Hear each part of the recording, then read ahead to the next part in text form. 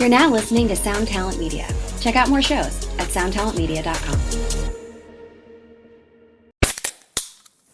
Hey, what's up, everyone? I'm Matt McGachy, the vocalist of Cryptopsy and the host of the Vox and Hops Metal Podcast, where I sit down with fellow metal musicians. We talk all about their lives and music while sharing killer craft beers. If you've ever wanted to sneak backstage and share a beer with one of your favorite musicians, well, Vox and Hops is the podcast for you. This week on the podcast, I dropped a killer episode with Kelly Schaefer of Atheist. There is this episode and over 440 other ones to help you enjoy life, metal, and craft beer. So what are you waiting for? It's time to become a Vox and Hops head. Cheers! What is up, everybody? I got a little house cleaning to do on this intro before we get started with this wonderful and totally off-topic episode with Mr. Philippe Herndon from Caroline Guitar Company, which, if you listened to any of his previous episodes, should come as no surprise that when him and I get together, we start going in all kinds of different directions, to say the least. But anyway, house cleaning first. So, first and foremost, we wrapped up that big pedal raffle, and man, the results are in. We raised $12,492 for these organizations, and I could not be happier with how the gear community has rallied around and made this just a fantastic giveaway. Huge shout out to all the companies involved. Huge shout out to Grant and Karen over at Big Ear Pedals for helping organize and do a lot of the heavy lifting on this thing. We have not selected the winner yet as I record this, but we will be announcing the winner on socials the day this episode drops. So you can go to Instagram and Facebook and look for all of that. So yeah, that's that. Yeah, over 12 grand. So awesome. So awesome. And it went directly to the organizations. It was a lot more legwork for me because I was literally manually replying to every single entry so people knew that I received it. But it cut out the middleman that way. That way, all the money went right to the organizations and we didn't have to pay extra fees or anything like that. I really liked that we selected direct action charities and were directly supporting them. So that was really, really cool.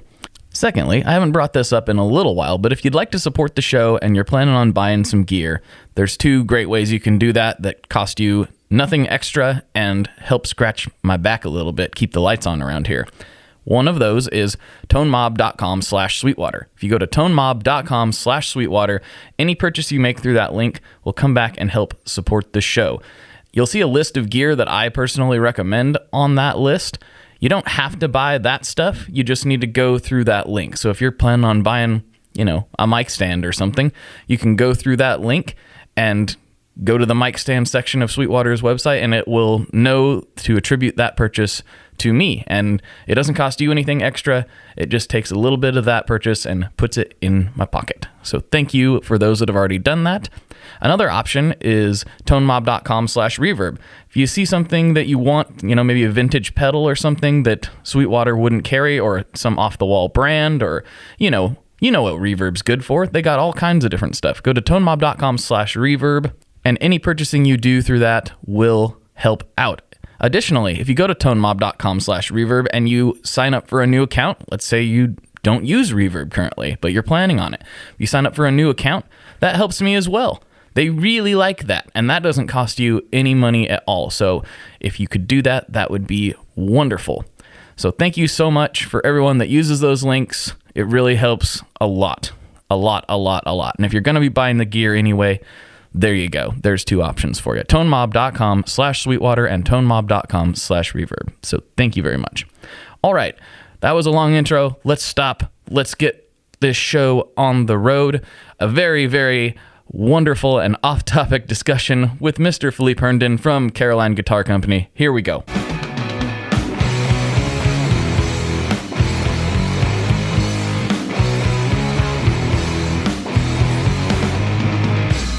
Hello, everyone. Welcome back to another episode of the Tone Mob Podcast, a show about guitar tone and the people behind it. I'm your host, Blake Weiland, and with me today, I have, returning, the legendary Philippe Herndon from Caroline Guitar Company. What's going on, my dude? Hey, how are you doing, my man? Good to hear from you. Oh, man, I'm doing pretty good, all things considered, to be totally honest and clear. You managing the... hanging in there, basically. Which is managing the dystopia? Yeah. I have to be honest. I've said this on a couple episodes, but it really freaked me out when things were rolling in, like probably more than necessary. Not that I'm not concerned. I'm still very extremely concerned, but it's like, okay, my tension has like settled a little bit, and it's like, okay, this is just what we're doing now. Okay. Yeah. I saw that that meme going around of John Krasinski where he's showing the two bar graphs. It's like March, it's like COVID is like a small graph. It's like fear of COVID is giant, and then it's like now it's like COVID is big and fear of COVID is way low. I don't think that's not really reasonable, but that seems to be a very consistent attitude with everyone that I talk to, even those that are very concerned and aware. They're generally like, well, people are just generally a little bit less freaked out than they were at first. I don't know why. I definitely feel that way. Yeah. It makes no sense at all. It's boggling, and I just want things to get back to normal, and the way we get back to normal is by being responsible, wearing our masks, keeping our distance, restricting things, and trying to starve this thing out. I wish there was a way we could rally people around trying to starve this thing out. We can have baseball and live music and bars and all that stuff again when we actually do our homework and starve it out, and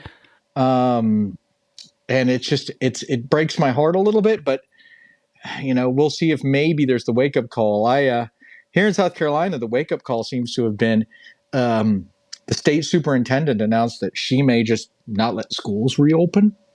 And all of a sudden it's like, like you can just feel every Gary and Karen that's been going to happy hours, just all of a sudden just like drop their drink, just like, yo, what?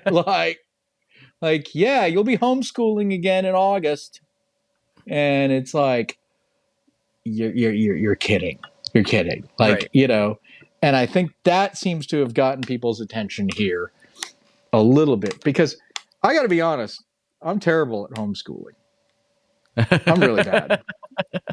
I mean, well, my son just turned 5. And so I'm like, what? So that's kind of a weird transition anyway, right? Now he's going to be maybe going to school, right? Yep. Yep. Which is a weird transition without some sort of, plague.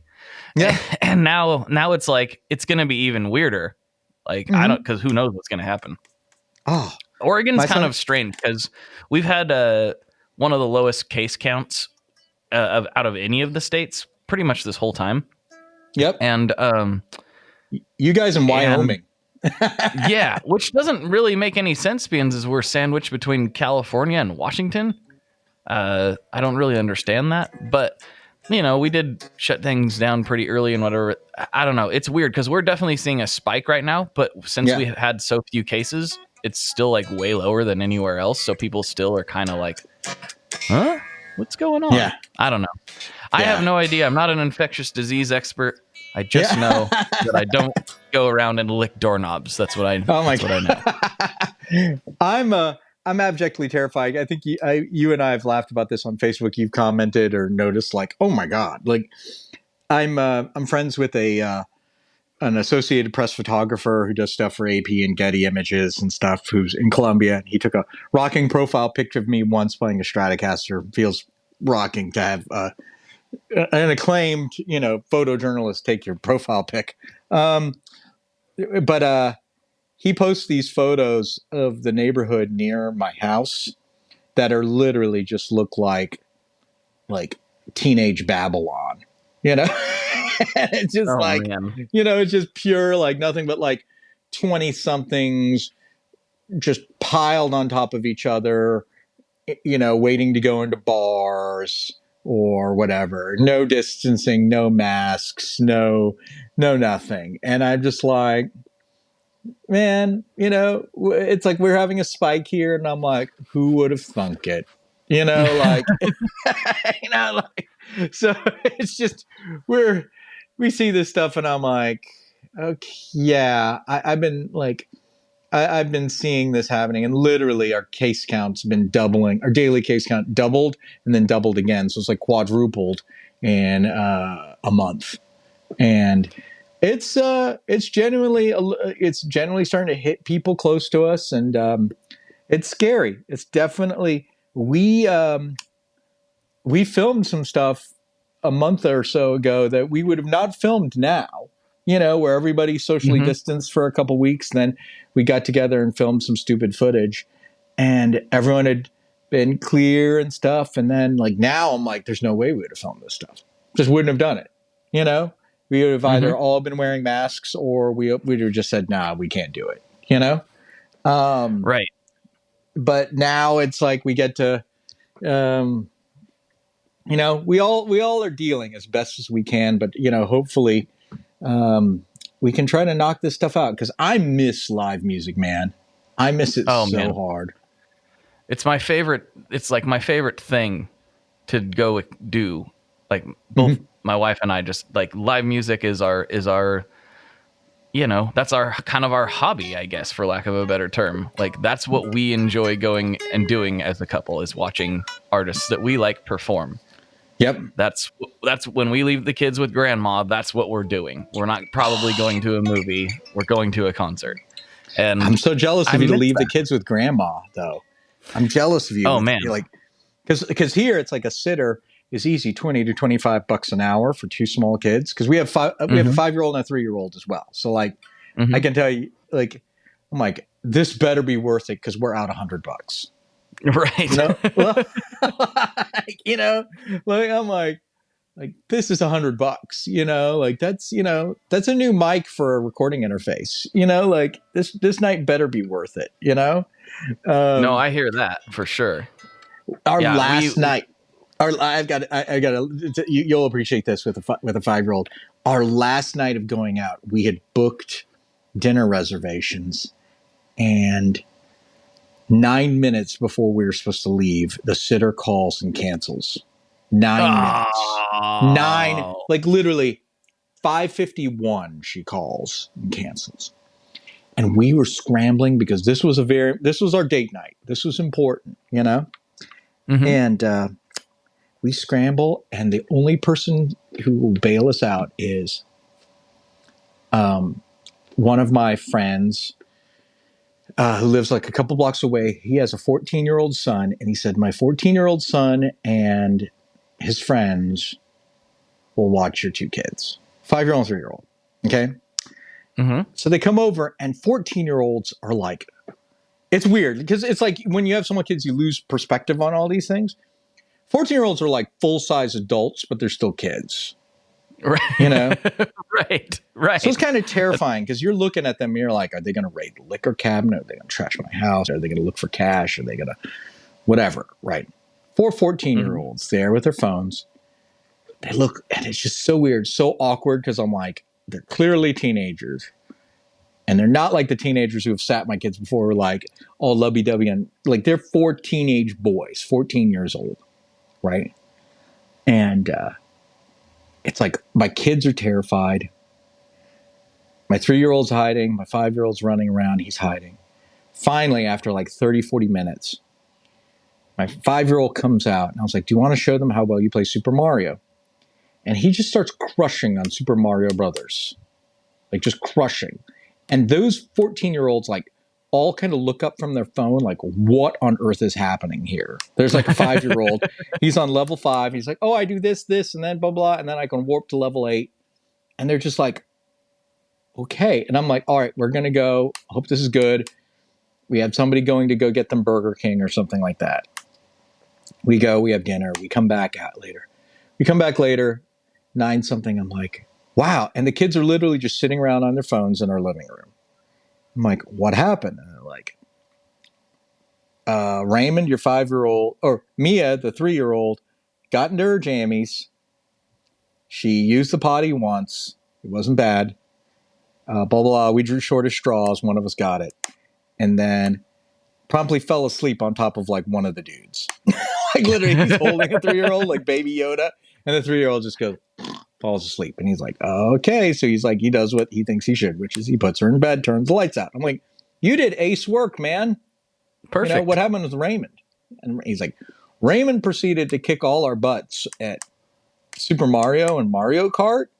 And then at about 8:30, he said, I'm tired of this, and went to sleep just on his own. What? What? like almost like dropped the mic, like, and I'm done here. Like, I'm bored of schooling all of you guys.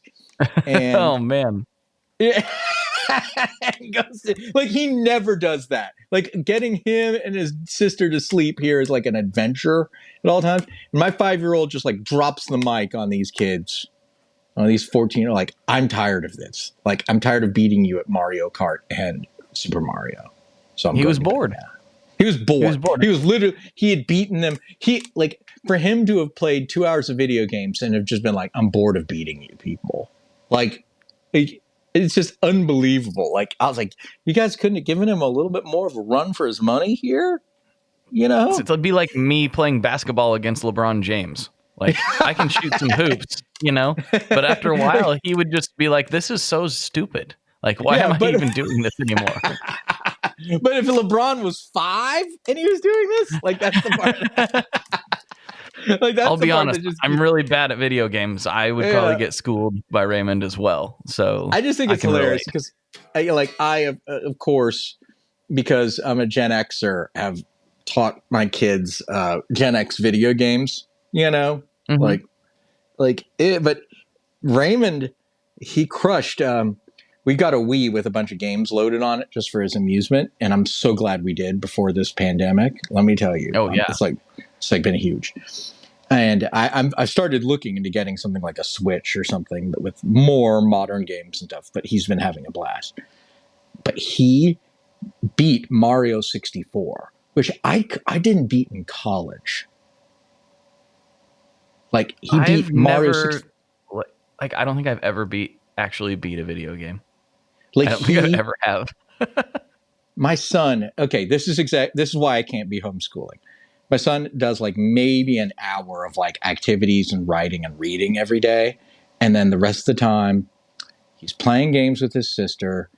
He's watching video shows with his shows on TV. Hopefully they're not completely all dumb. He does love PBS Kids. But the other thing he'll do is he will play Mario 64. And then he will watch these Amazon videos of this guy named Bricks O'Brien, who was like actually pretty funny, but it's almost like videos of him playing through these games and commenting. And Raymond studies this guy. Like, he studies the moves and stuff, and he's like, oh, okay. And then proceeds to crush games. That's like so crazy. It's crazy. It's like, I mean, we're getting like a little preview of whatever he gets into next. Like, you know, like, hopefully it's not MMA fighting, you know, like, you know, like, why not? Like, Dad, man, I am too old to like have an 11-year-old want to try like holds on me. Absolutely not. No way. Like, I will. Come on, Dad. I'm gonna put you in the Kimura. It'll be fine. I'll be 52 at that point. And then that'll be just like, no, I don't really feel like getting choked out by 11-year-old, you know, 11-year-old, like Kato strength, you know, like, no, thanks. You know, at that point, I just want to like see like what Beatles songs can I learn this week, you know? Of course. Yeah. You know, but yeah, that's interesting. Oh, go ahead. Sorry. No, you were saying this. You're saying, I'm sorry. I was just saying that's actually funny that you brought up MMA, because like I've been thinking about like all the crazy situations that I found myself in my life, and how much better it would have been if I would have had like a blue belt at least in Brazilian Jiu-Jitsu. Oh my God. You know what I mean? Like, it's like, not to like I want to beat anybody up, not like that, but like you literally could just like defuse a problem and then it's no longer a problem. You know, because the jiu-jitsu in particular, like, from my understanding of it, because I've never done any martial arts, it's a thing that you can put somebody in a compromised position without actually damaging them if you know what you're doing. You know what I mean? Yeah. And so I'm like, that seems like a great thing to know how to do. It seems like a fantastic skill set. You know, I've really been thinking, like, once this is all over, like, I wonder if I should put my kid into a class like that, and also maybe join one myself, because I'm not that old yet. Maybe I should like learn some of this stuff. I don't know. You know who's great at that stuff is, do you know Matt from Ren and Cuff? I don't know him, but I know we've talked before. So yeah. He's I want to say he's like a brown belt in it. Like he definitely has done jujitsu. And he is like, it's been like a big life thing for him. And he talks about it like changing his life, his discipline, his things. He got into it for his kid and for him, like this is something we'll both go, but he was going well after his kid got bored up to. He's like, no, I need to go. And I think there's something about the camaraderie and like a discipline and learning something new and like the learning curve, but also like being physically active, but not in a, let me just sit at the treadmill and jog for 30 minutes way, you know? But just like, you're going to do this, you're going to do this, you're going to do this, and time flying, and he's with a group of people, and like, he's like, oh, this, like, I'm losing weight, and I'm more flexible, and I'm in a better mood, and all of this stuff, you know? And, you know, and I was thinking about it, it's like, he's raising a lot of points, and he was like, I want to find a studio, I think you need to do it. And I was like, that sounds great, and then all this COVID stuff happened. But yeah, yeah, I'm not going to be wrestling with anybody anytime soon if I can avoid it. But I saw a great column by like a black belt in jiu-jitsu, and someone was asking him how to diffuse situations. He said, well, the first recourse is to not get into a fight. Do it. So like, try to get out of it, run away. Yeah. Whatever. Like he was giving these great tips. Like some guy comes up to you and is like, hey, I saw you were looking at my girl. Right. And he's like, here's what you do. You say, I'm sorry. I mistook her for someone I went to high school with. She looks a lot like someone I went to high school with. I didn't know that was your girl. I swear. I wasn't sure if it was who I knew or didn't know. Let me buy you a beer. Okay. He's like, he's like, let me buy you and your girl beers. He's like, you get out of there. You spend $12. $12 is way less expensive than like a deductible. Right. Because like even if you win a fight, like now, like when we were kids, man, we used to just wind up and like hit each other, you know, like oh yeah, like 100%. I was like, damn, like this was like some octagon stuff that we did when we were in like up to 5th grade, you know. I look back on it, I was like, this was like full on haymakers and uppercuts and everything. And now I'm like, as an adult, I'm like, if I hit somebody that hard, I probably would break my hand too. And I'm like, great. So now I've got to go to the hospital. And like, can you imagine going to the ERs now with like COVID era when you're like, you're masked up and everyone's in N95 and you have a broken hand and you're trying to say, I'm sorry, I broke my hand, got in a stupid fight, you know? And then you're in a walled off room and you're paying $3,000 for them to put a couple fingers in splints. And you're like, $3,000. That was 30 babysitters. That was 30 nights. That was 30 nights out. You know? Yeah. I think that was about 30 shows you could have gone to see. 30 shows. So many shows. Yeah. It would have been such a good time. And now I'm just sitting here with the splints on my finger. Yeah, because I got into a fight. Like, great. Like, just like, you know, like what and shows that's if am you I gonna won. have to skip? That's if you win the fight. Yeah. If you lose, who knows what you're dealing with? Who knows? Because like, yeah, you have a tooth pulled or some stuff. Ugh. Let me tell you. I've had to deal with an implant recently, like a dental implant. No fun. Ooh. Yeah, brutal. I said do whatever you have to avoid that circumstance. That's no fun. Yeah, I think about the things that we used to do, and even like in middle school. So in middle school, I don't even understand how they let us do this, to be perfectly honest. Yeah. But every lunchtime, I would inhale my lunch as fast as possible so that we could have maximum basketball time. But I'm here to tell you, it was not basketball. No. It was basketball combined with rugby. Yeah. Combined with a little bit of street fighting. It was the craziest thing. Like we would just like the fouls didn't exist. Like people like you'd be dribbling to the hoop and somebody would just tackle you. Yep. and I don't know what the rhyme or reason for it was.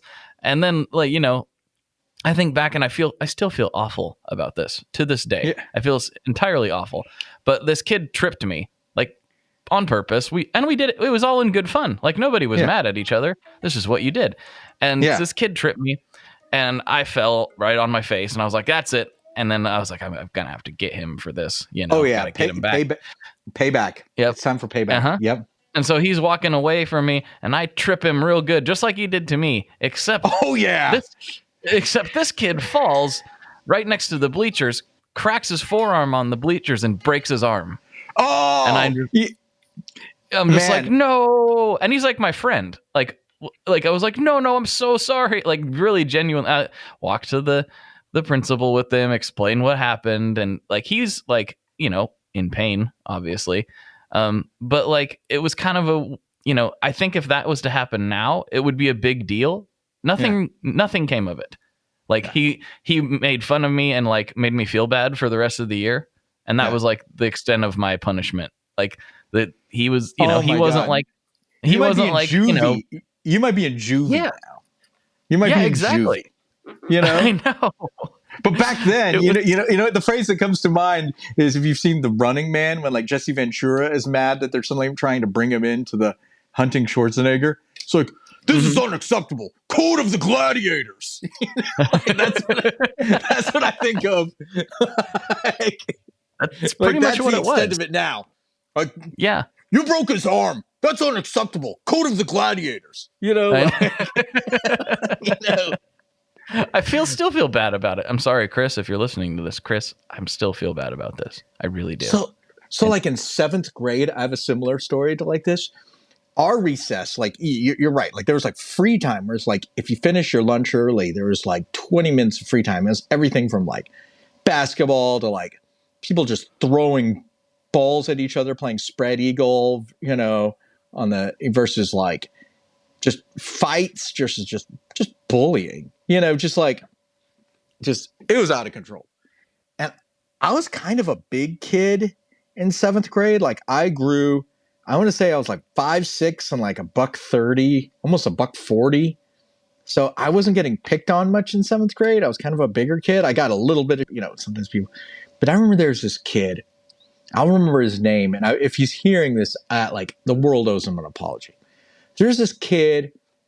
His name was Scott Pickering, if I remember correctly. And the kid was like 6 feet tall in 7th grade, like 5'11", 6 feet, probably $150 to $160.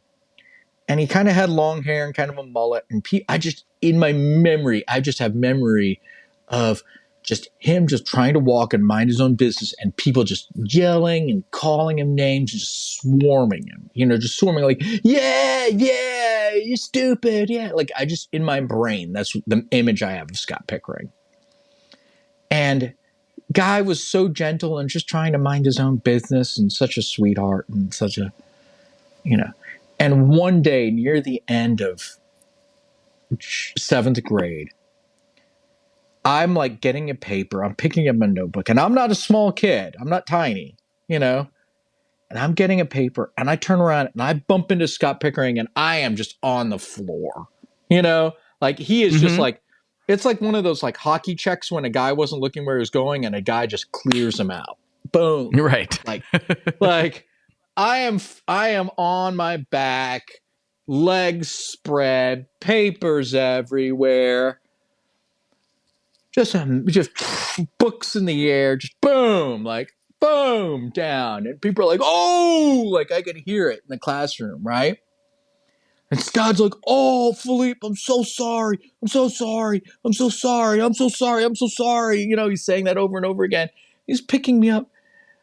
And I just remember like looking at him, it's like, it's okay. He's like, I'm so sorry. I'm so sorry. And I'm just like, why didn't you just kick one of our just do it.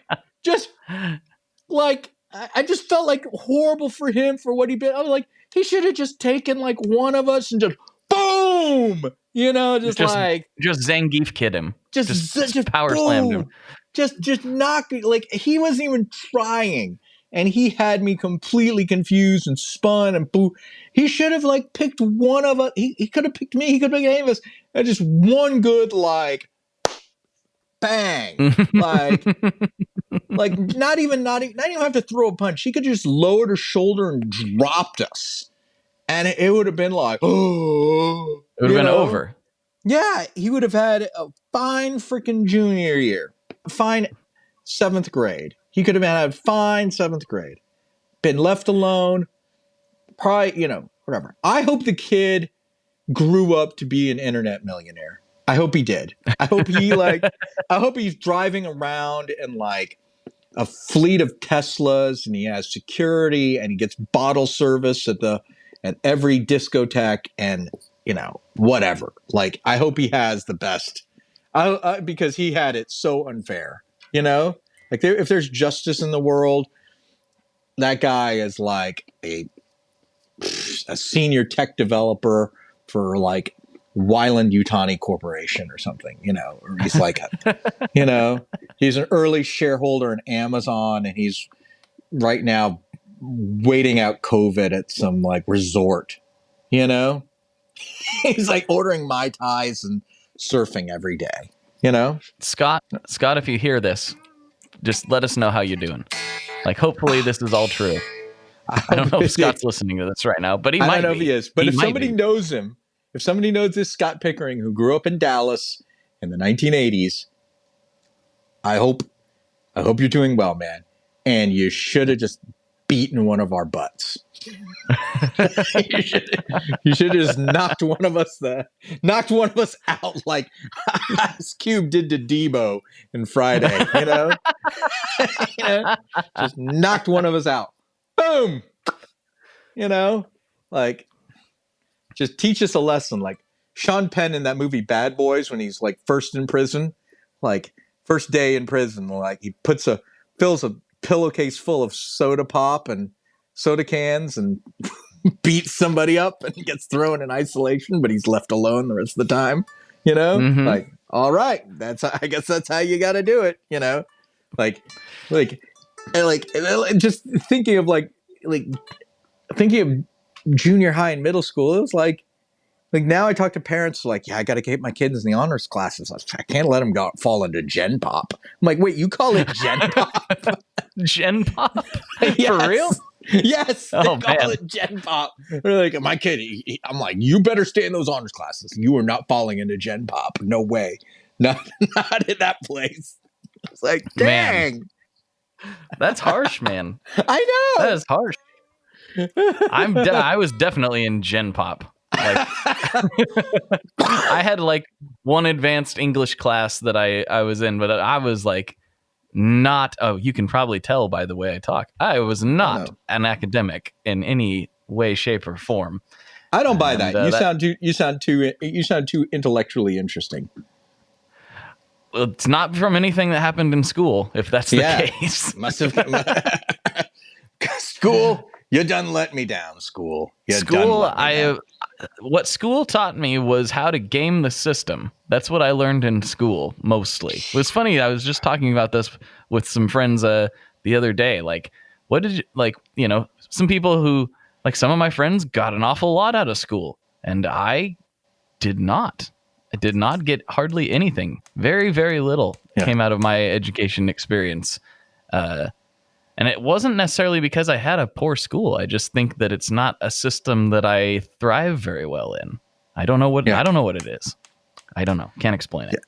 Yeah. It's like I giggle at so many concepts of the meritocracy in modern society, because now that we're watching it come to a reckoning, I'm like, let's dispense with some of the bull here. Okay. Like, I went to a fancy prep school. I had good grades. I got into a fancy college. I went to fancy college. I promptly screwed it up for 4 years. Like, just did enough to like not have them like give me the you know what I'm saying? Like, not extinguish my flame on Survivor Island, Right. The bare minimum. The bare minimums, And I remember like just thinking about this, looking back, I'm like, I'm going to school and I don't know what on earth I'm going to do. Like my senior year of college, I'm like, what am I going to do? And I go to career services. I'm like, well, I might as well go to career services.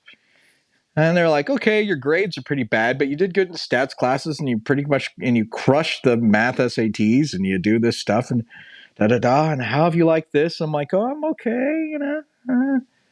And they're like, there's one organization that's hired a lot of graduates from this college. And they just feel like our college and this organization dovetail very well. Like, they found the students here have been hardworking and responsible and good and coachable, and it's just worked out very well for the organization. A lot of people, they're hiring a lot of the undergrads.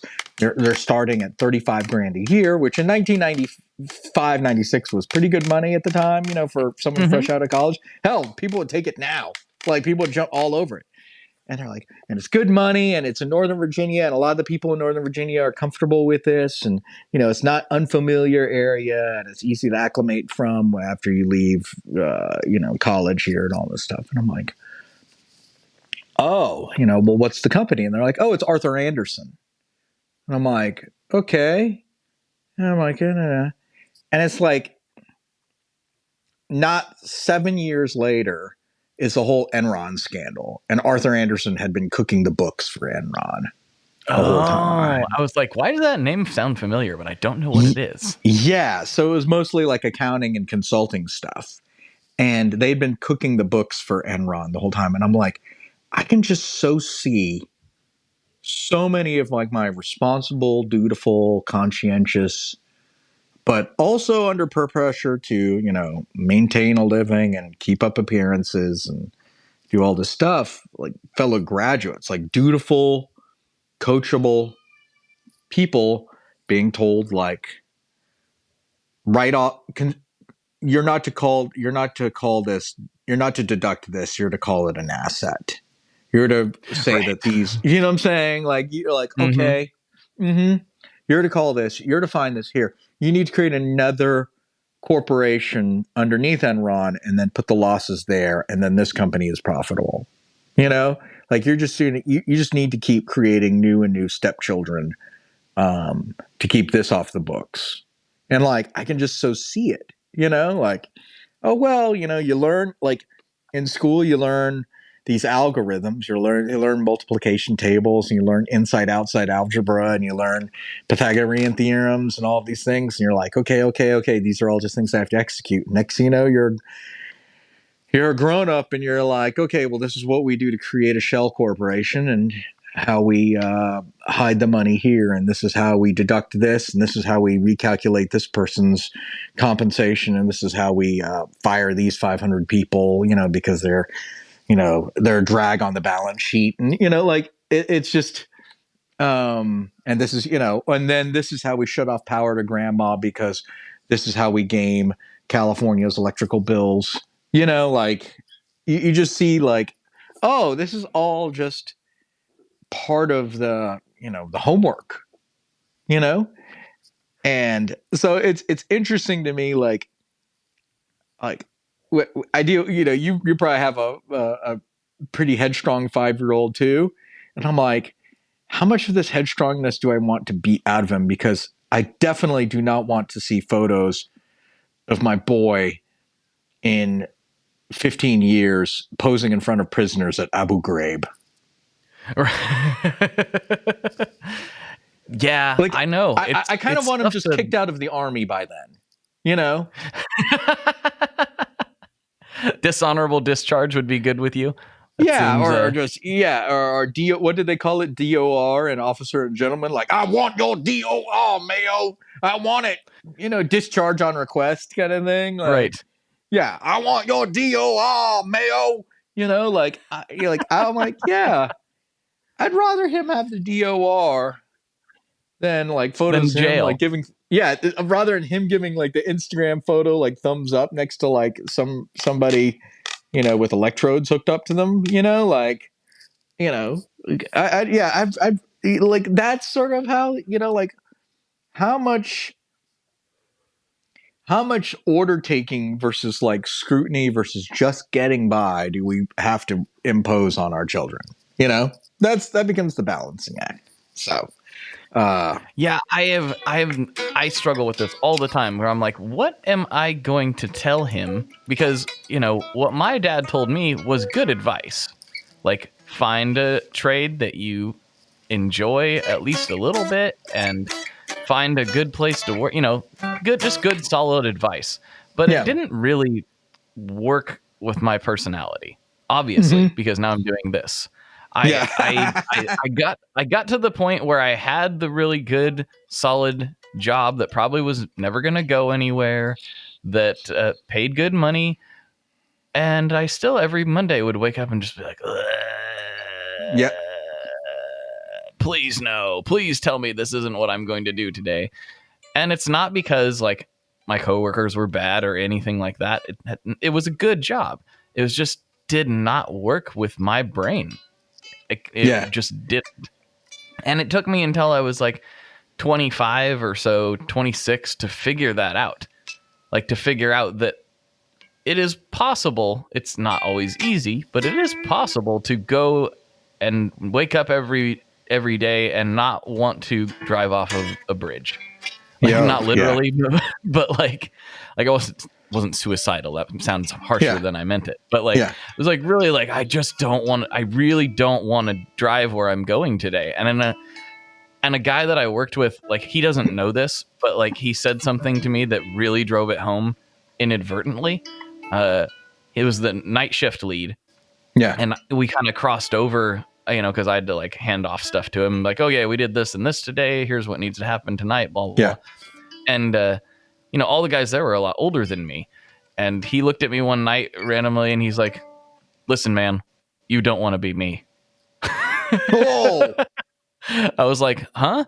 He's like, yeah, this place, look at it. Look at me. Do you want to be me when you get to my age? I was like, you seem like you're doing okay. He's like, trust me, you don't want to be me. Like turned around and went to his computer and I was like, whoa. And then I got to my car and started driving. I was like, he's right. I don't want to be him. I like him as a person, but I don't want to end up in that position where I'm telling the guy 30 years younger than me that you don't want to do what I did, kid. Like, you don't want this. Like, wow, I got to change course. I have to alter the direction. And that's what I've been trying to do ever since. So here we are. We all got to figure it out. I mean, I think about it in the wake of everything going on between COVID, between the protests, which I 1000% support. I mean, I probably don't want to wander down a political line, but I am just like, I was proud to contribute with the Andy Summers pedal we contributed $4,000 to the community bail funds for protesters. But like, just thinking about like what we expect and what we were promised, and maybe some of it is BS, like just being able to like, I've found like I was getting a little frustrated living here in Columbia before this. And now I have this weird, I'm lucky, my wife, it's like, we realize we are lucky. I mean, or sometimes you can lose sight of that. I'm like, 2 healthy kids. We're crammed into a little house, but it's fine. We have a roof over our heads. We have food on the table. And I get to do something fun, like it's really pretty good, and in a weird way, I find myself really, really deeply missing some of the day-to-day or week-to-week stuff that I worry about going away permanently. I miss picking up smoked wings from this place every Tuesday that had them. I miss, I miss my local coffee shops when I was like, you know what? I'm sick of doing accounting in my office. I'll just go get coffee and sit and do the accounting there. I miss the place I used to work out. I miss the place I used to pick up an omelet, or late breakfast. I miss a lot of these day-to-day places. I miss there's one batch of shops that I remember I'm like, man, I once spent money in one, two, three, four, in 5 different shops in this little batch, like these little like neighborhood near us in an hour. You know what I'm saying? Like I bought shoes at Mm-hmm. the skate shop. I dropped off a guitar bag and some other shoes for repair at this like shoe and luggage repair place. Picked up coffee, went to the record store and bought albums on vinyl, like picked up tacos for carry out. I'm like, I hit 5 businesses in an hour, you know? Mm-hmm. And that's stuff that like I really hope that stuff can come back, you know? Like that's the stuff that scares me and worries me because I'm like, I know each of these small business owners and every one of them was on really narrow margins, you know? Of And course. it's like we've been lucky. Like, I mean, like we've been making pedals. We had pedals in the pipeline. We had new products out. We've been we've been strapped for getting supplies. That's an entire other story. Oh Like, yeah, you and everybody else. me and everybody else. I knew this was going to be bad when like I tried to order a part we needed from China that's normally like a 4-day turn, and like the website was down. I'm like, this Chinese website is never down. You know? That's not a good sign. And then I Not a good emailed sign. and they're like emailed me like 3 days later, like, sorry, very delayed because of COVID. We'll open website again in 10 days. And then I was like, this place used to be like a 4 or 5 day turn. You know, I'm like, da da da. Next thing you know, like by the end of a week from the day, you'd have something from DHL. And I'm like, when will I get this? They're like, oh, we're looking like I remember like late January, early February, and they're like getting back to me like, we'll have that part for you probably in early March. And I'm like, You're like, what? and you don't want to be yelling because you're like, clearly that like at this point I was like, okay, news was getting out. They're getting creamed by an infectious disease, a pandemic. But you're just like, wow. Like, yeah, we're down to skeleton crews. We're really thin here, I was like, oh my gosh. And I remember telling my wife, like, going, like, if this knocked them out like this, what on earth is it going to do if it gets here? Because, like, I mean, in my imagination, and the response has been about like this. Let's be honest. Like, in my imagination, have you ever seen that Simpsons when like Mr. Burns assigns like the fire drill to the nuclear power plant? Yes. And it takes them like 25 minutes to get out of the power plant, and they all are just running in circles and running into each other. And I'm like, I think it's going to be like this. Like, I think we have no idea what to do when this will happen, because it's like, if this has knocked them on their butts this hard, I mean, and they're like, there's a reason a lot of manufacturing for a lot of stuff went to China. It's not just like cheapness. So that was definitely part of it. But a big part of it was capacity, like, like Apple could sit there and like, we need this screw made. Like, we need this special kind of little hex star screw made for our laptops. It's like, in the US, it's like, you might find 1 or 2 people who can do that for you. And then in this quantity, they can't, da, da, da. And in China, there's well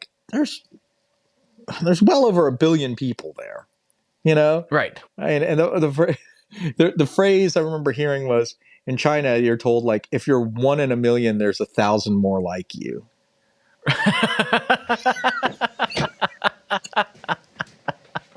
I've never heard that, but it's totally true. Isn't it amazing? That's so crazy. That's so crazy. That's true. Wow. That's just blowing my mind right now. That is blowing my mind right now. Oh, wow. Just so many people and so much talent and so fast at this stuff, and I was like we had, and it's not China, it's Taiwan, but we had like one enclosure maker for us in Taiwan. Like, we would like to make these enclosures. So like, okay. I send them, I was like, here's enclosures and here's like our measurements and here's our milling and drawing. And they're sending us back like, no, your milling and drawing is wrong. Like, what? Like, we've measured your enclosures, measured your drawings. Here's all the corrections. Here you go. And I just see it. And I'm like, it's like I get these 3D pictures of it. And I'm like, oh, geez. Like, I feel like the most ham-fisted Neanderthal on a computer. Like, here's our PDF and here's what I measured, you know? And they're like, no, you're wrong. You're wrong about your own. You're wrong about your own product. And here's the proof. Right. How do you feel now? Like, you, the owner of your company and the designer of these products, is actually wrong about these things on your enclosure. And I'm like, and I look and I'm like, and I get back and I print it out and I look and I'm like, oh, they are right. Wow. Like, Like, here's my drawing and here's my measurements and here's their drawing, here's their measurements, and they're right. I should be quiet now. So, you know, we've went, as all of our episodes do when you and I get together, all over the place. Not one guitar has been spoken of because, you know, that's how it goes.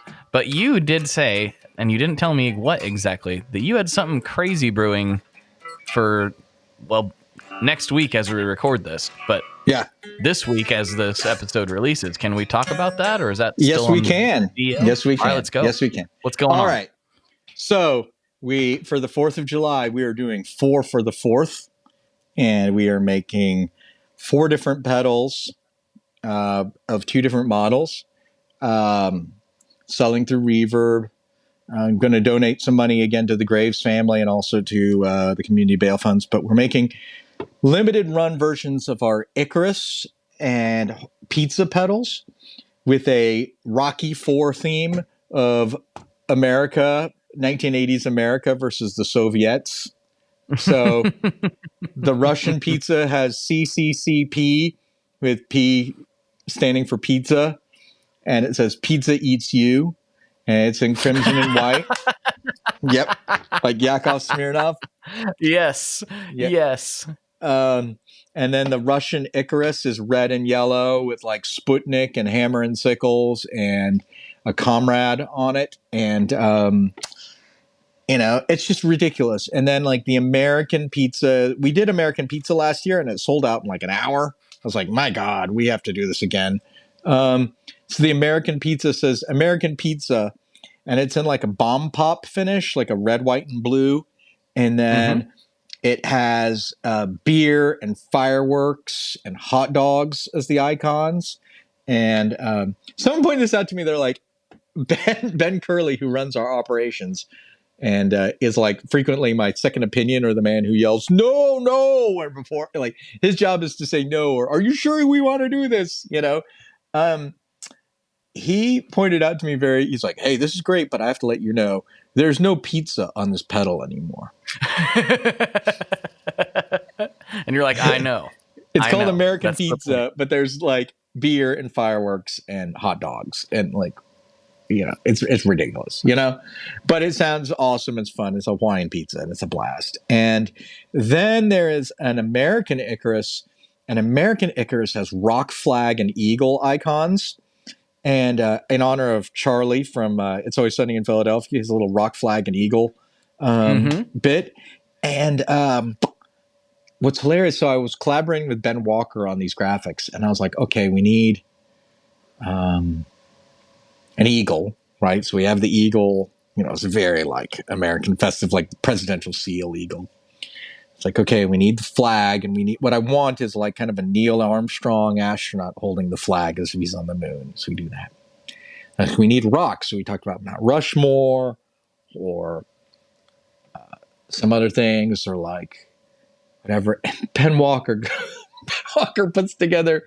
He's amazing, by the way. He collaborates with me on our graphic design since 2015, and he is the main poobah of operations at Image Inc., which is a screen printer that does T-shirts for a lot of companies in our industry, like a whole bunch. You know, I could name drop a bunch, but if there's good likelihood, like if you have a cool printed T-shirt in our gear pedal industry. There's a good chance Image Inc. did it. He then for the third icon's like, I'm just putting this out there so you can laugh about it and shoot it down and we can move on. And the third icon he does is Mount Rushmore, but it's being scaled by a monster truck.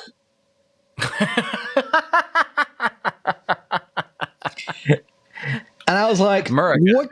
what could be more American than desecrating a national monument or a park with an unauthorized all-terrain vehicle? You know? Exactly.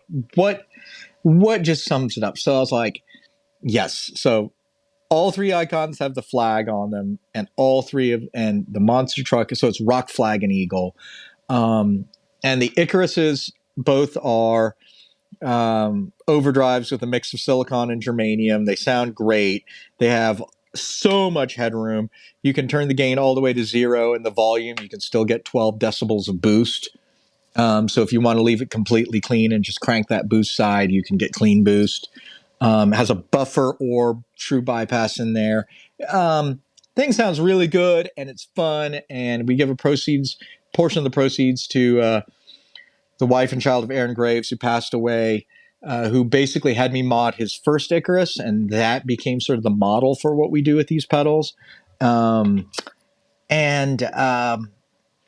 gotta say, just like, it's just fun. We're getting to do some stuff. And it was nice that, like, I don't have to ask permission from the corporate to do these stupid things. And then we filmed this ridiculous video. I've been fascinated with like conspiracy videos on YouTube where they're just like the real truth. The absence of the evidence is proof of the conspiracy. Like very... Oh yeah, I love that stuff. The government is so good at covering this stuff up. We're like, all that stuff that we decided like to cast me as a high performance sports coach from the 1970s and 80s whose history was erased, and I had trained all the greatest champions, and interview me pandemic style. And I just kept BSing, and we filmed this ridiculous footage of our friend Ben in a 1980s USA tracksuit, and then our friend Eric in an Adidas jumpsuit that we modified with Soviet patches to look like he's a Soviet. So it's sort of like meant to be like those montage sequences in like Rocky IV of the American and Soviet athlete both working out, and we filmed in like our building, which is a weirdly uncomfortable, like the basement of a building we work in is weirdly good at being a stand-in for like a dilapidated former Soviet state building. It's like just full of like, it's definitely got a trashed quality to it. It's definitely got like a post-Chernobyl abandoned building kind of vibe.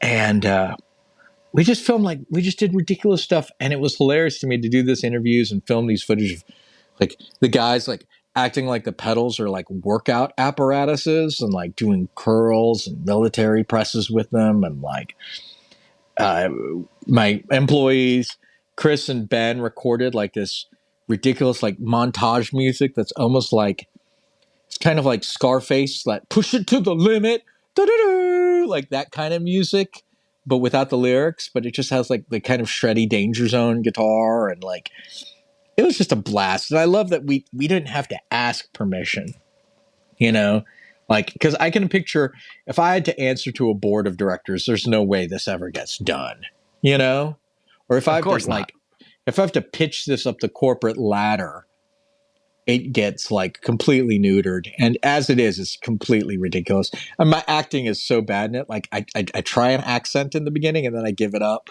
like 30 seconds in. So my accent's kind of like Kevin Costner's in Robin Hood, just sort of like, and that's enough of that, Right. In and out, all of a sudden it's gone. Or like you see, like, I think I saw the Avengers Ultron movie and I was like, wait, is Elizabeth Olsen trying to do like an Eastern European accent? Because I don't remember her doing this in any of the other movies. You know, like she's definitely not doing this in Captain America or the other Avengers or whatever. Like her Wanda is definitely trying to do like an accent in one of the movies, and then it's like, let's just not do that, Liz. Okay. This isn't working. Yeah, we need to stop. Just Wanda speaks like an American because she's been in America long enough by now. Okay, like let's just run with that, you know.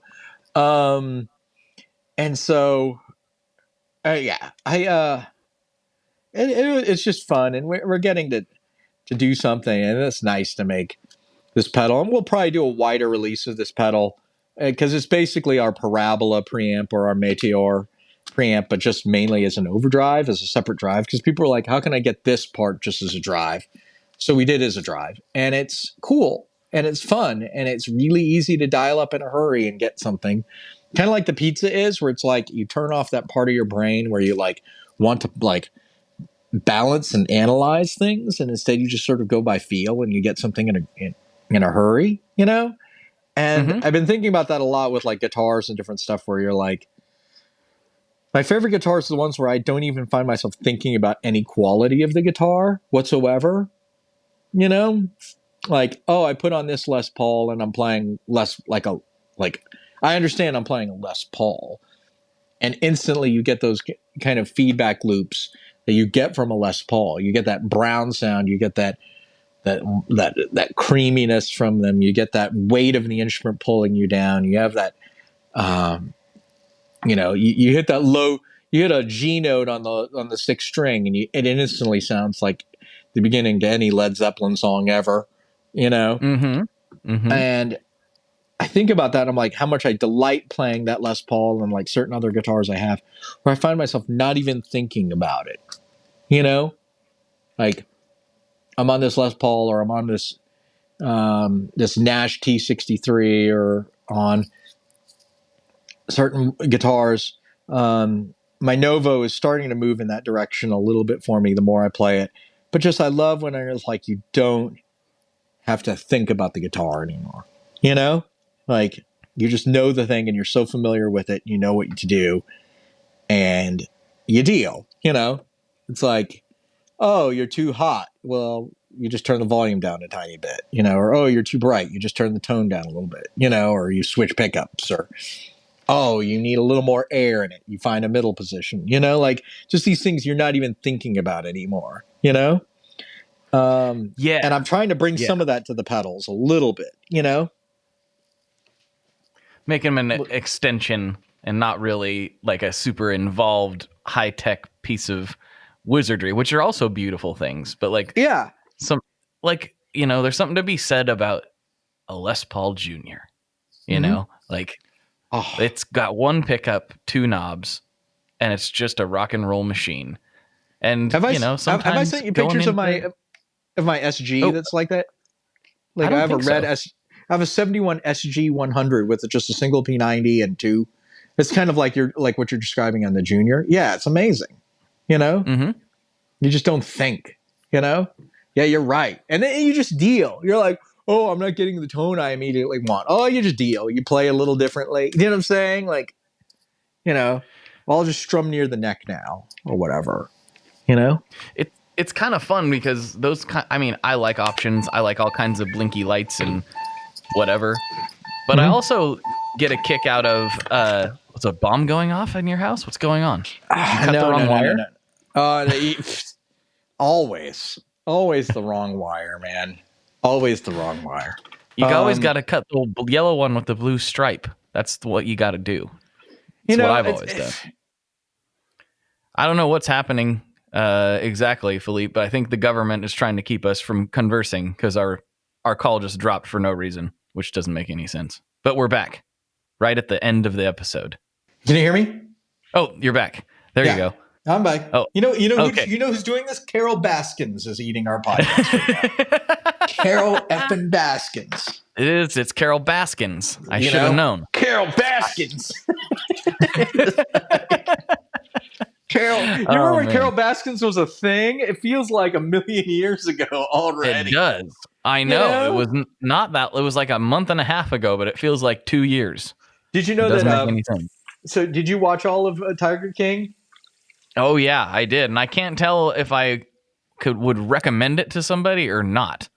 So It's so bizarre. So the family of the Lauren girl married to the Jeff guy, the redheaded Oh, girl, yeah. like the 20-some kind of cute 20-somethingers girl.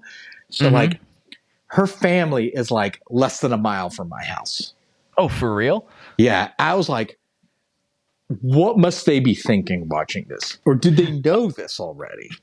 And like there's like Surely all kinds they of knew. gossip. There's all kinds of gossip happening around Columbia, Facebook, and Twitter when that stuff was happening. People like just come out of the work were like, I went to high school with that girl, like all kinds of gossip and all kinds of stuff. But I'm like, he's like, you better be on that treadmill, honey. If you have that baby, I want to pick the nanny, and I'm like, oh God, this is so awful. Yeah. That guy is he's like the antithesis of everything that I'm trying to be. Yeah. His affliction t-shirts. You know what I also saw as frightful is I could picture a whole bunch of incel dudes watching Doc and Jeff and that whole world and thinking, I can't That's hook what up I with a gotta lady. do. I gotta do this. Is what I gotta do. Yeah. And I'm like, apparently, oh no. This is the way forward. Yeah. I can't say I'm synthetic because you look at Jeff and you look at the Lauren and you're like, dang, dude, you're kind of hitting out of your league right now. Right. It's like, huh? Well, maybe there's something to this, but it's like, no, please don't. Please stop. Yeah. Or stop everything you're doing. Or the Doc Antle guy with his weird harem. Like, yeah, that's in Myrtle Beach. That is less than like a couple hours. I've played shows there. And I'm like, wow, Myrtle Beach. A weird harem there, and like I just the whole thing. Ooh. And it feels like a million years ago now. I feel like I might as well be describing. I might as well be describing what it felt like to watch Superbad in the theater right now. It does. It feels like almost the same thing. Yeah, it's so weird. Far away. Like, are you talking about 2004 or something? Like. Mm-hmm. Man. Yeah, well, it feels like a million Philippe, years ago. Yeah. We did get cut off like right as I was going to ask you something that I've never asked you. Yeah. Because we're right at that hour mark for the main episode. Awesome. And we've added a classic question in since the last time you were on the show. So nice. Since I already talked to you about pizza and all that stuff, here's the new one. What is your favorite boss pedal? Favorite boss pedal. I have a secretly weird favorite boss pedal. Kind of a surprise. My first instinct is to say the digital pitch shifter delay, the PS3. That's a pretty common answer. Yeah. That's a very common answer. I think that was very formative for a lot of players and builders and designers of a certain era and age. But I'm going to go with a surprise here, I think. My favorite boss pedal is the LS2 line selector. Ooh. I don't think I've had anybody pick that one. That's because here's what the LS2 does. The LS2 can do A or B switching and has two loops with two separate 20 dB boosts on either of them. And you can set up two different effects loops, and you can either choose A or B, or A to B, like A through B, or A and B in parallel, or A and B in parallel on bypass. Like, you can do a bunch. It's almost like the ancestor of something like the Swiss Things by EQD, or like the one that Old Blood does, the mixer, right? The signal blender. Yeah. Signal blender. So the LS2 is almost like the ancestor of that, right? You got the two loops, and it solves so many problems. Like, I mean, I've seen guys like, I play a P bass and a jazz bass, and I just have a line selector, so I just switch which one A or B, so I get a boost if I have to switch to go to the bass that's like less loud, you know? Mm-hmm. Or if they're playing like an old P bass and like a Stingray or some hefty pickup thing, they can go that, you know? It's fantastic if you're bored with your existing distortions to take a line selector and then set up 2 loops and then like, well, let's see what happens when we mix these, or let's see what happens with these series, these things, or let's do a straight A-B comparison between these things, just see if I'm hearing things right, you know? Like, just an incredibly useful thing that can like refresh a lot of stuff in your playing, especially in a studio setting where you're like, let's see if we can create some kind of hybrid of these sounds. I just think it's like the most underrated Boss pedal. You find them for less than $50 all the time, and they can just rejuvenate a whole bunch of stuff in your setup, you know?